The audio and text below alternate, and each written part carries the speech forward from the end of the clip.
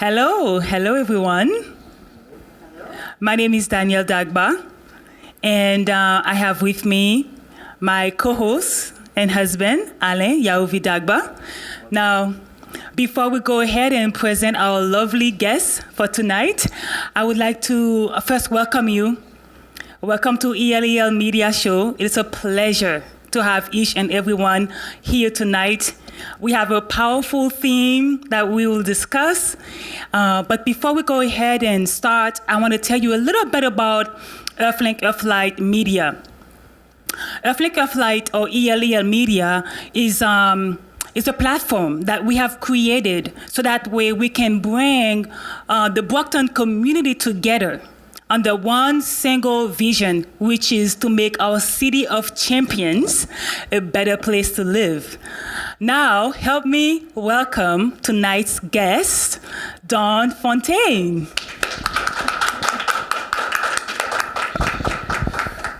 Welcome.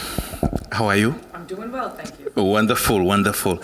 It is said that everything rises and falls on the shoulder of leadership. And the theme for tonight is the impact of leadership on community well-being. And I remember when we were at your office not too long ago discussing about the parenting programs, and you were sharing with us some wonderful things that, the Family Center is doing. Is amazing. I know a lot of people have heard about the Family Center, but not so many people know what's been going on in the Family Center. So before even we move on with the questioners, I would like for you to tell the audience who you are, what you do at the Family Center. Thank you. My name is Dawn Fontaine, and I am the coordinator of the Family Center. We actually have two centers. One, the primary one, is on Perkins Street, not Avenue, and the other one's at the Keith School, Warren Ave. And what we try to do is we're a pilot program through the Department of Children and Family. In their wisdom, they decided that prevention was a key to success. And they develop these pilot programs within the state. There are 10 of us in the state that have a family center. And we try to prevent child abuse and neglect. But we try to empower people. We use what they call the 5 protective factors. And that is to give, we believe, if we give these services to the community, they'll be enriched and empowered. And so we bring to them some direct support. Those that need to know where the resources are, we just don't tell them about resources. We actually meet them at the resources, show them how to walk through the door, who to ask for, and what paperwork to bring, and all those little things that some people might take for granted that might others find daunting and a little bit maybe shy or not so secure about. And we also bring child development, child social development, a chance for parents to come together just socially, and building resilience. So those that have overcome obstacles can overcome other obstacles, right? Because they'll go back on their experience and say, I did this, I can do this. That's right. Also, on the child development, parents get really frustrated with, my child's 2 years old and they don't share.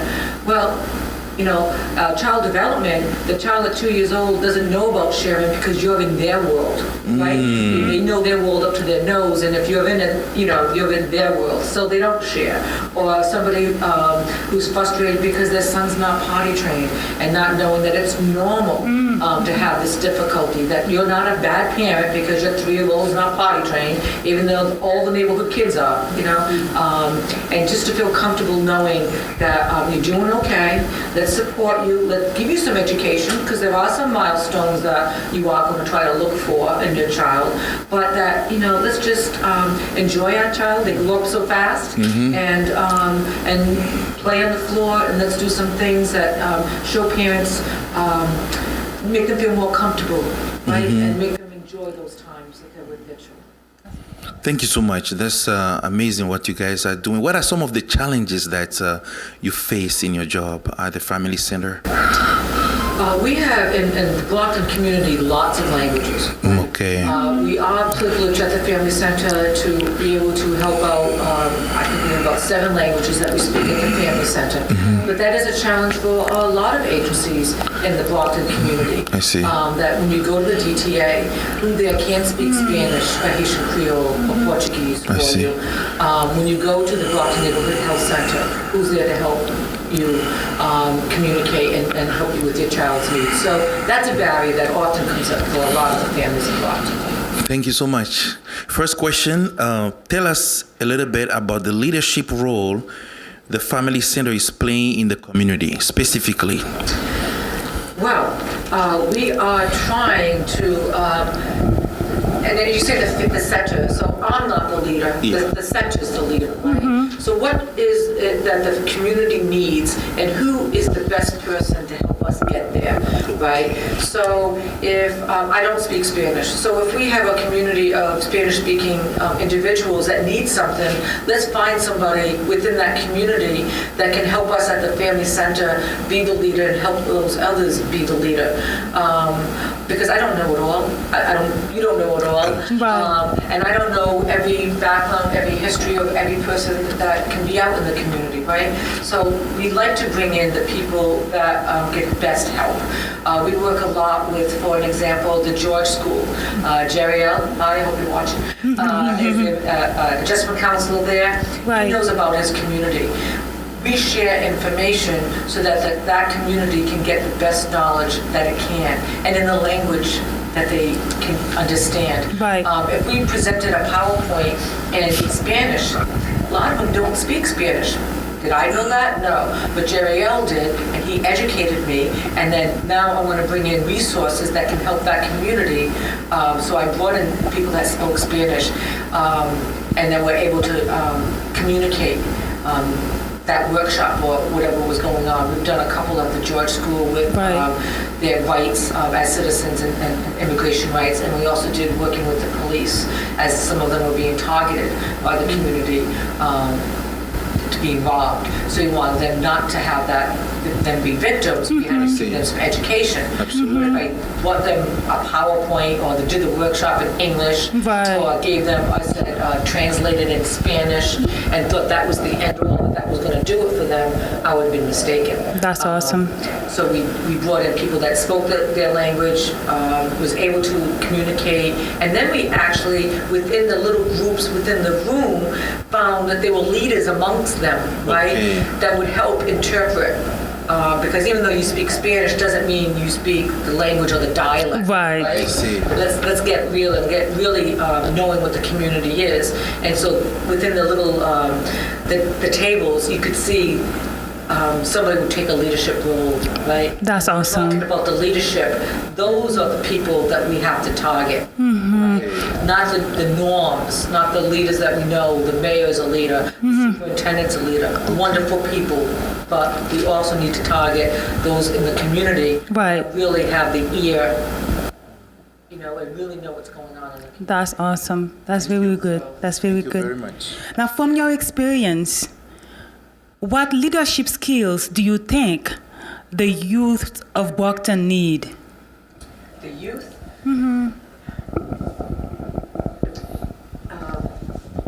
They need some training on how to present themselves.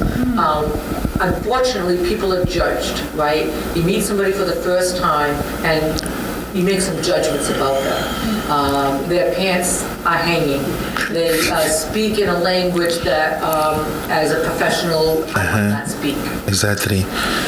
If they really want to be heard, society dictates that you have to present yourself a certain way. It's not my rules. Do I always agree with it? No. But I think we need to give them the skills to know that if you really want to be taken seriously, if you really want to be heard, then there are certain things you need to do. You need to present yourself in a way that people are willing to hear you.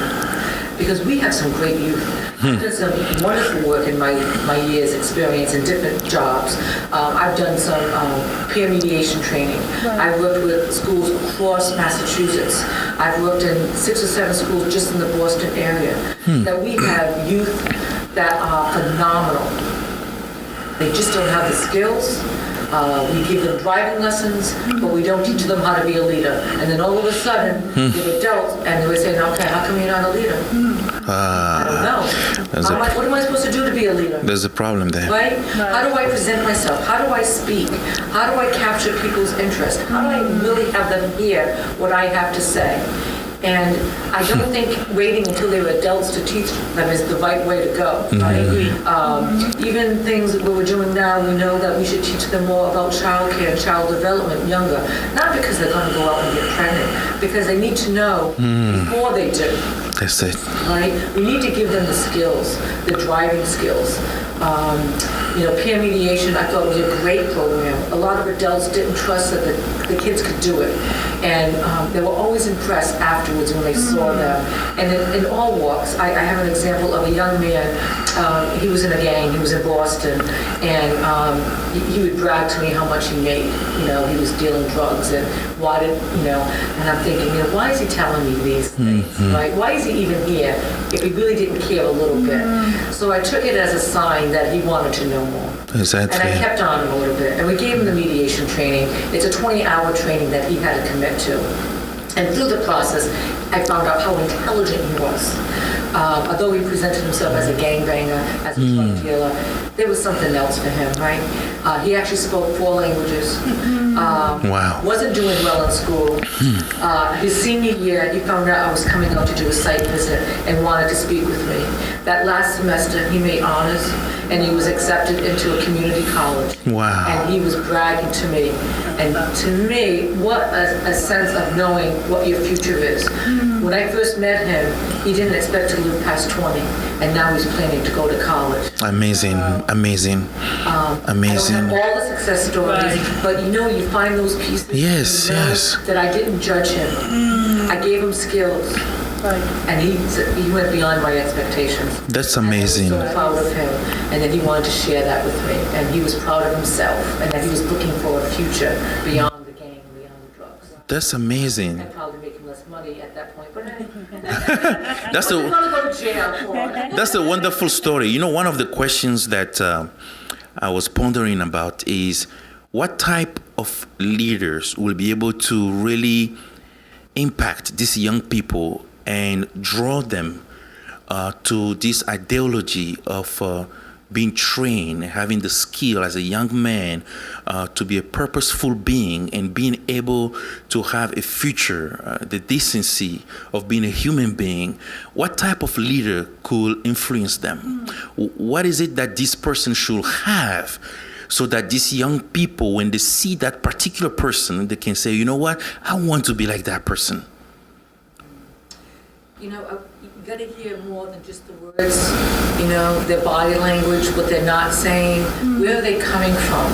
And why they're here speaking with you now, they're reaching out for something, right? I think we have to give them a chance. We can't assume that it's the negative. We need the leaders to look at beyond the pants that are hanging, beyond the language they're speaking now, and say, what can we offer them so that they decide that it's better to go this way, to go this way, right? And to really listen. We have some amazing youth that we don't give credit to. And what we do is we judge them by the few that do bad, right? Everything in society. Right. It's by the few that do bad. That's what's on the news, that's what's in the newspaper. You don't sell newspapers by saying, somebody gave somebody else a seat on the bus. You don't get somebody in the newspaper because they opened a door, right? You get somebody because they shot somebody else, because there was drugs involved.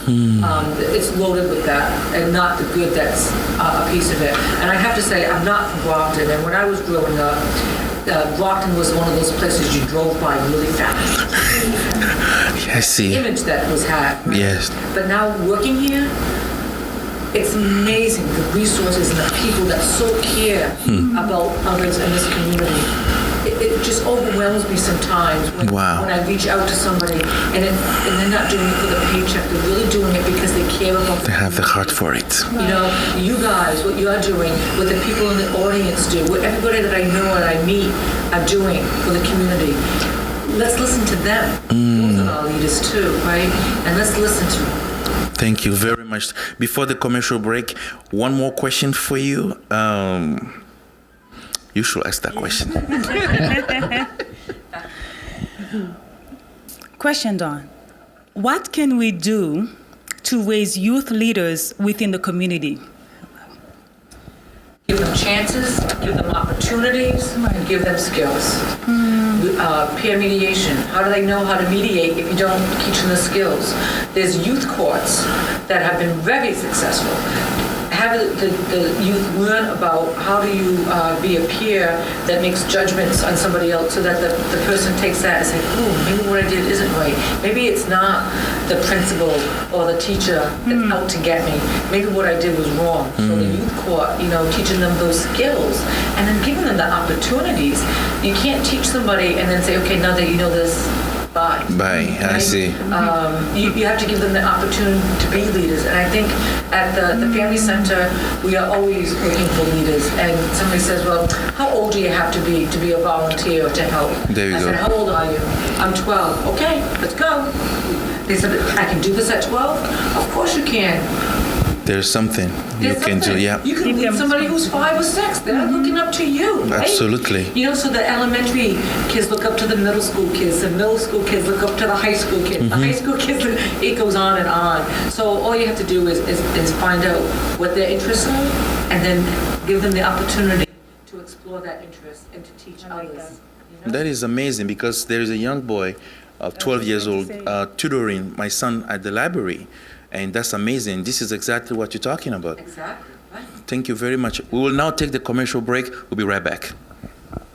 This community outreach talk show is sponsored by One Happy Life, 860 Belmont Street, Brockton, Massachusetts.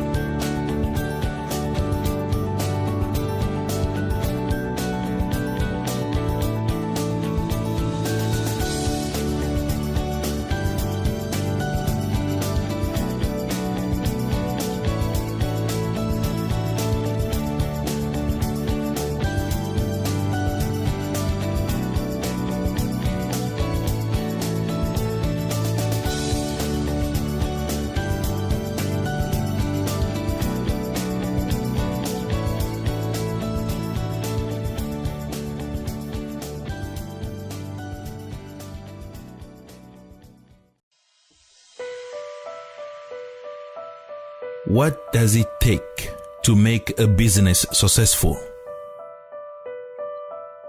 An idea? A concept? People? Yes. But more than this, you need Divine Design, where we offer affordable services. You will be amazed by what we can do with your ideas and businesses. Divine Design. The experience speaks of itself. Call now.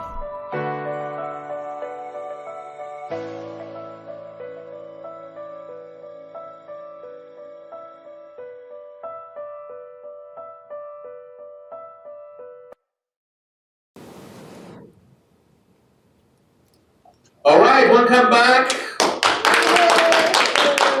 Okay, we're having an exciting time, and we have 2 more questions for Dawn, and she's doing phenomenal, don't you think so? Yes. I don't know, am I the only one feeling this? There's something very powerful happening in Brockton.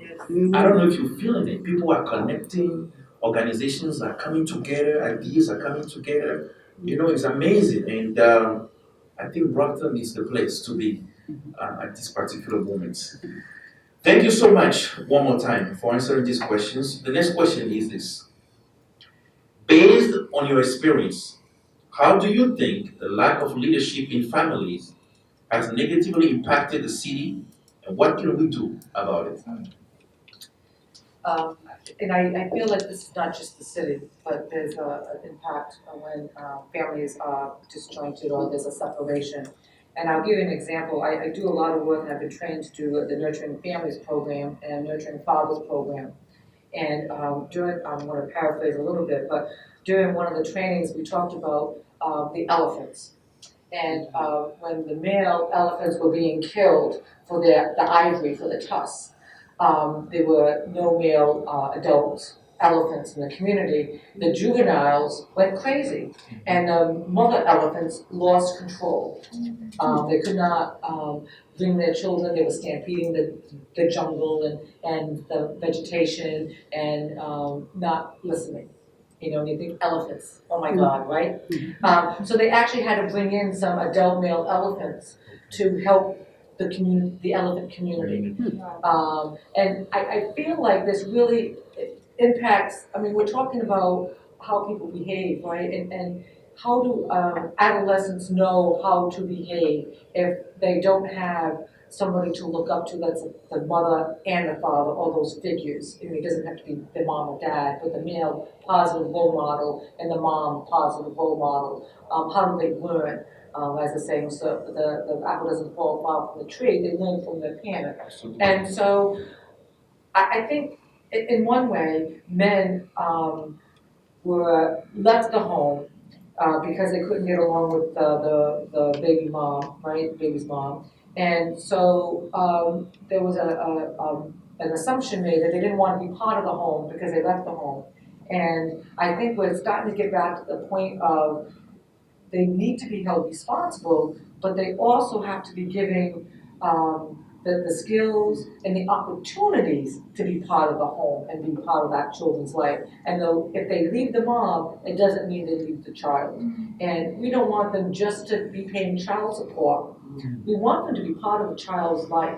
We don't want the juveniles running around and knocking down all the trees. We want them to grow up and know what it is to be a responsible adult and to have that male role model in their lives. I think it's so important that the state, and I am funded by the Department of Children and Family, to say these men are resources, and not just from the money standpoint, but by the emotional, social, educational, they are a part of that child's life, and it's an important part, and we should not forget that. So I am all for, we are starting a Nurturing Fathers program soon at the Family Center. I want the men to know that this is not about bashing any woman.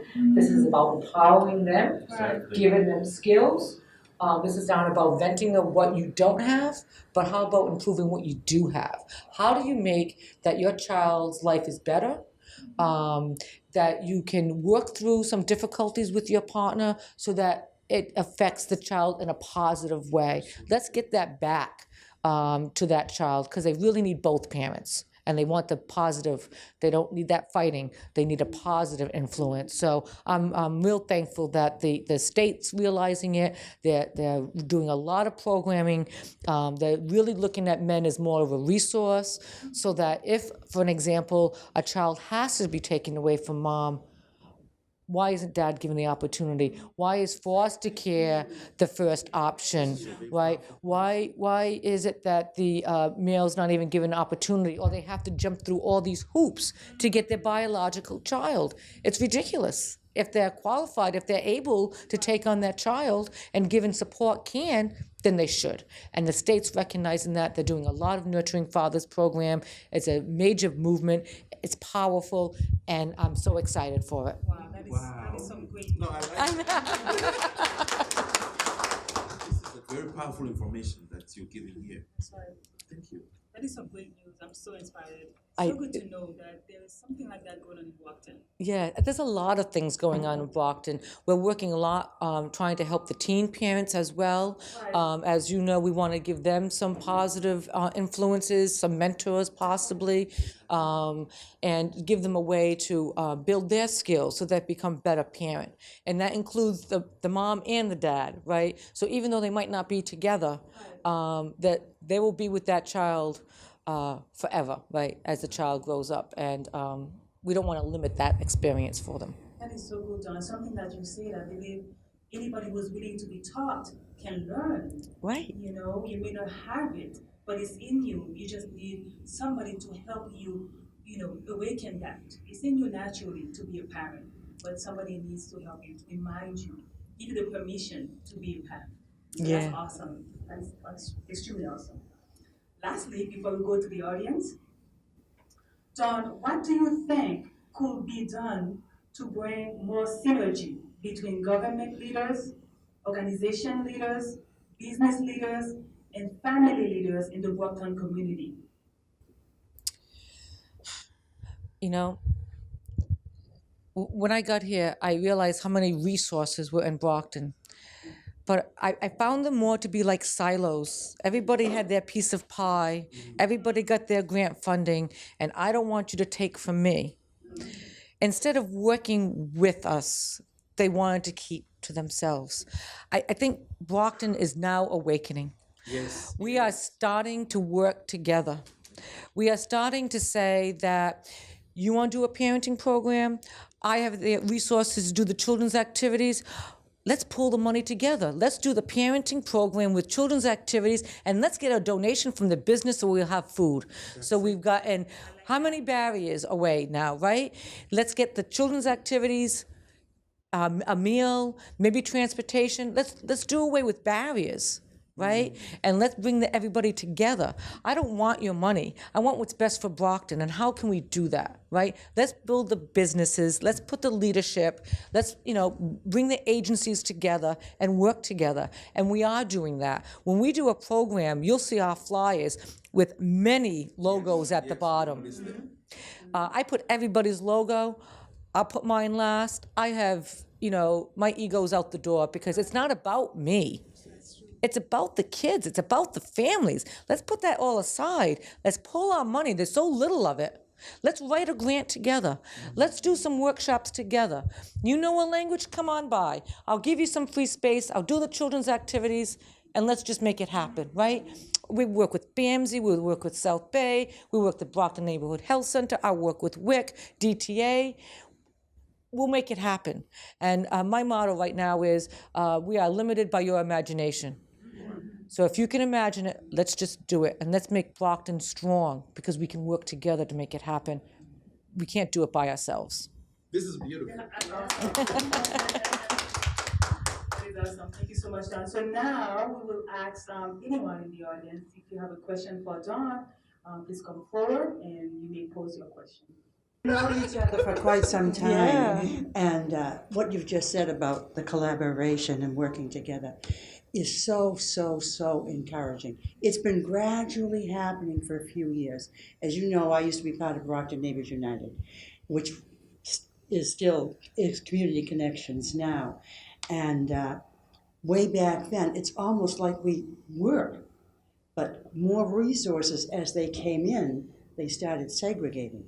They started getting those little silos of them, so it's coming around. So that's what's so encouraging. But the question I have is, well, let me first say something. We tend to blame, and Alain knows how I hate to see blame, The blame is on us. Let's take the blame. If we don't do something about it, we're to blame.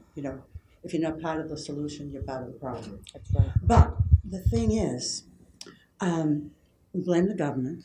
We blame the politicians. We blame the schools. We blame the churches. Parents. We blame the police. We blame the parents. Yeah. Blame the kids. But one of the things that concerns me the most is that more and more younger children are getting pregnant or having sex.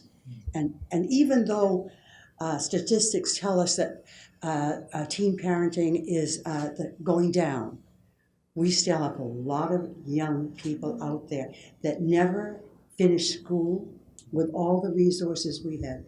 Not everyone took advantage of those resources. And unfortunately, many of them are really not good parents. They're more engaged in the nightlife, in boyfriends. I'm speaking of the woman right now. How do we reach out to those women? Because that's where we can make a difference. We have young women that have children, more than one, two, three, different fathers. And I'm not saying that they're bad people, they're making bad choices. But what concerns me is when that woman badmouths the father of the child to the child. Even mothers and fathers that live together do this. We should never, ever talk badly in front of the children about another parent. It's a terrible thing to do. We always want to encourage the children to accept their parents the way they are. Exactly. Yeah, I've seen so much of it. And again, the thing about words, how words hurt, how powerful that. We have laws to protect our children against being beaten, but we don't have laws to protect our children about beaten up with words. You're a loser. How many times are you in the at a store and you'll have the parent yelling, "You're such a loser." Yeah. What an awful thing to say to a child. So it's these younger people and who have grown into older people. We in the paper just yesterday was about the woman that was beating a child. Did you see that, Dawn? Beating a child at Shaw's on the south side. People were trying to stop her. They followed her, a group of people followed her into the parking lot. They got her number, and the child was taken away from her. But, these people are there. They're more and more angry. It's these few angry parents. They're angry about the burden that they're carrying. And it's so bad because we don't all have the same gifts. We aren't all able to deal with such stress and the pressures. Never seen ourselves encouraged. And the cycle goes on. And I think there's two things there, encourage and the cycle. So one of the things I think that is important is that there are some people in the community that their expectation for the child isn't college. They don't even think that way, right? So if you ask somebody, what do you hope for your child? Their answer is not going to be, I hope they wear their pants to their knees and hang on the street corner. I could tell you most parents will say that's not their expectation. But if you add to that, do you have an expectation of your child going to college? Why wouldn't you not, right? But there are some, it's natural for you. I want it natural for everybody. That should be the expectation for everybody, because that's when you stop that cycle of thinking that they're going to quit school or they're going to do this. You got to change the mentality so that the poorest or the one that doesn't speak English, their expectation for their child is college. And that's how they're going to bring them up, right? You're going to college. You're going to go to school. You're going to college. There's a cycle. We have to break the cycle. And I always like to give examples because it's the best way to give a visual of what's going on. So we did this Nurturing Fathers program last year at the Family Center. And we invite the gentlemen to bring their children to the celebration at the end where they get the award for participating. It's a 15-week program. It's a long process, And this one gentleman brought his children and his father. And he said to his father as his last statement, "You taught me a lot. Some things I will keep and some things I have to throw away." And then him and the father hugged. That's very deep. It brought chills. It brought tears to know that you have to break that cycle, that it's okay. And you might not know everything, but you got to be willing to try. You got to be willing to do something different. And us, as you're saying, we have to be there. I saw this woman, she was in Home Depot, and she was very frustrated. She had it was a 4 and 5-year-old. They did not want to be at Home Depot. Home Depot is not fun for a 4 or 5-year-old. And I could tell that she was getting frustrated. So I reached into my pocketbook. I had those little sticky pads and a couple of pencils. And I said to her, do you mind if I give this to your children? And she just looked at me. It looks like they're a little bit bored. You probably have a better shopping experience if they had something to do. Let me share. I wasn't intrusive. I asked her permission, so I empowered her to say yes or no. And she said, you know what, I should have thought of that. Yes. And, the next thing she was going to do was probably yell at the kids. Yeah. It might have even gone up to the point that she started dragging them out because she couldn't do her shopping at Home Depot. Then she would have been frustrated. She would have been yelling. She wouldn't, and she would still have to go back to Home Depot. Here I am plugging Home Depot, but no. But they're boring for children. No, but it's that's a skill, right? Now she knows, and I bet you the next time she had to bring them somewhere, that she would something simple, right, in her pocketbook, to make that a better atmosphere for her children, for her, right? And now she maybe has learned something. So that's a cycle that might have stopped too. I think we need to give encouragement. I think, chasing people or doing the negative.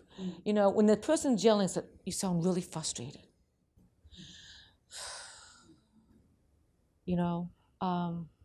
Is there something I can do? Can I have something for your child to play with, or something positive? We don't have to be negative all the time. We have to learn to be positive for ourselves, for our community, for our family, our friends, for each other. We have to stop saying, shut up, you're a loser, because they've made mistakes. And we got to say, you have potential. You're a mom, you're a teen, and so what are you going to do about going to college? What are you going to do? There are programs out there to help you. In Brockton alone, we have Massasoit that has childcare. You can go to college with a child. So I just think we all have to be positive and not look at the negative. It's a hard thing. We got to change how we think, and then we got to change how the community thinks. You have a 2-year-old. What's your plan for college? Is your expectation college? Let's encourage that. Do they ever make college? It doesn't matter. The expectation was there. Exactly. You know what I mean? The thought that it's a positive thought. Exactly. Thank you very much, Dawn. We are about to finish. We have 6 minutes left. Do you have any question in the audience? First of all, I just want to say thank you for being here on behalf of Brockton. And since I've related in Brockton for quite some time, and I've seen what you've seen as well, as far as the youth getting out of control and the responsibility. Now my question is that, as far as we're talking about leadership, some of the skills that required in early childhood, as far as leadership, ethics, and communication skills, do you think that these programs or any course like that should be taking place in elementary school all the way up to college? Yes and no. I have to say that, yes, public speaking, which is difficult. Everybody will say, it's a difficult thing. When I was here, my hands are sweaty, and my stomach is rumbling, and I'm like, oh, really? You were nervous? It's a difficult thing. And so why can't we incorporate, when somebody reads a book, presenting it to the class, right? Public speaking clearly, summarizing, so that the person's not speaking for 6 minutes about something that means nothing, right? I have to say, one of the worst speeches I have ever heard is when somebody says, and I cringe, and you'll too, when they say, I didn't really prepare for this. You know it's going to be a long speech, right? How do you teach somebody? You don't want to write down word for word. You want to write down bullet points, right? And be able to speak clearly. And how do you practice that? So yes, other schools burden with so many things to teach their children, though. You're going to add one more thing to those teachers. I don't know. But there are different avenues that I think we can put it in place. I think that, the coaches can certainly develop leadership skills in their team members, right? And not just maybe the quarterback and the football team, and the leadership skills, so that part of your ability to play on Saturday's game is that maybe you do community service, where you do some tutoring to those other students, and you develop those leadership skills. In Brockton and other school systems, they do have community service that they're required. The honor roll and other groups require that people give back to the community. And what a way to develop those leadership skills and their ability to represent themselves in a positive way, and then have those other kids. It's something when somebody looks up to you, right? So as somebody who's in high school, to have somebody who's maybe, 10 years old, be like in awe. That's something special, and that builds your pride, and then you want to do more. I always say when you give back, you give too, right? So you take in more. So there are opportunities. I can't put it all on the school system, though. They are burdened. That the teachers are dealing with a lot. I'm getting applause from the teachers, I can tell already. But there are opportunities. Can you do a science project where you have to present? Can you have something in history where they can do maybe a little skit? Maybe they work in groups, and then in that group you'll find a leader. So instead of having somebody present to the 20 kids in the class, you break them down into 5 groups of 4, and then you'll have how many leaders? Each group will get a leader in their little, right? So now you've developed 5 leaders in the class instead of somebody that might not have presented in front of 20 is okay presenting in front of 4, and then with those other 3 presenting to the 20. So now that they have that support. So it's that gradual piece of encouraging those leadership skills. I think we got to think outside the box a little bit, We can't think that, we teach peer mediation, so now those mediators are trained and that's what they're going to go out and do. I think learning how to resolve conflict is something that everybody needs to learn about. How do you control anger? How do you step in when somebody's being bullied, right? How do you do those things and give them the skills? So there's much more, and we got to think outside the box. That's awesome. Thank you so much. I'm getting passionate. Thank you so You're much. gonna get me worked up. We need more time because now my energy's getting pumped. Let's do this. Thank you so much for answering that question.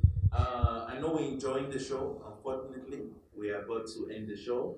What we're saying here tonight is that leadership is not just the question that we address to the government or to the people that we know in the community because they have some positions. Leadership is something that is naturally in each and every one of us. Here in Brockton, wherever you are, you should be conscious that what you're doing is affecting or impacting someone else. Ellie said something very powerful tonight. She said, the words that we are using are also beating up our children. They are listening to us, and we are creating a generation. And we don't want that generation to be infected by what we do and what we say. The young people are looking for leaders, and these leaders are nowhere else but in you, inside you. Wherever you are, whether you're a teacher, a coach, wherever you are, demonstrate the power of leadership by the way you live, the way you talk, and the way you behave.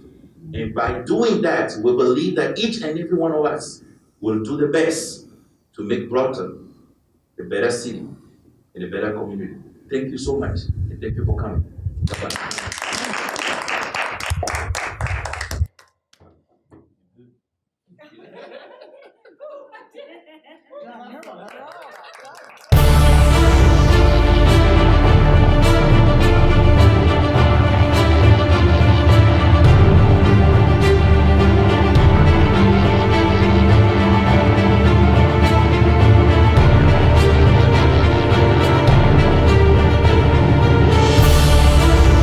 This community outreach talk show is sponsored by One Happy Life, 860 Belmont Street, Brockton, Massachusetts.